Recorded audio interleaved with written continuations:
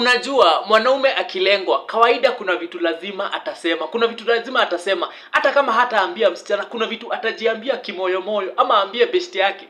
Kitu ya kwanza akilengwa na msichana, mwanaume lazima aseme, "Wacha nitafute pesa sasa. Wacha nitafute pesa. Hawa wasichana, wacha nitafute pesa." Kwa nini anasema hivyo? Because most men believe akipata pesa sasa ataweza kuattract wasichana easily. Is it true? Sijui.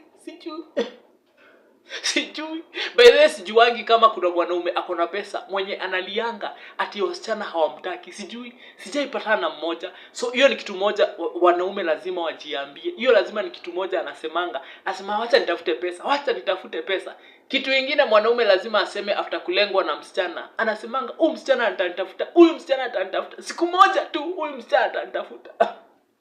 Na wanazimanga hivyo to comfort themselves, kujiambia yenyewe pole, kujiambia pole. So lazima useme huyu msichana lazima atanitafuta, huyu msichana atanitafuta siku moja, atanitafuta siku moja.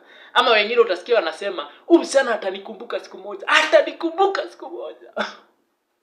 Hapo sasa tunasikianga wameanza kutoa examples za ati by the way sasa msichana anakulenga na hata hajui anaweza enda interview apate nani?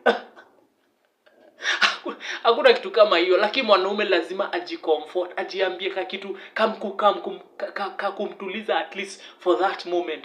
Alafu kitu kingine enye wanaume lazima waseme anytime amelengwa, anakaanga hivi chini anasema sasa hawa wasichana siku hizi, by the way siku hizi wasichana hawaeleweki, siku hizi by the way hawaeleweki, hawa wasichana hawaeleweki siku hizi. Lazima find fault kwa msichana, aseme sasa hawa wasichana actually wao ndio hawaeleweki siku hizi. Wasichana wamekuwa gumu.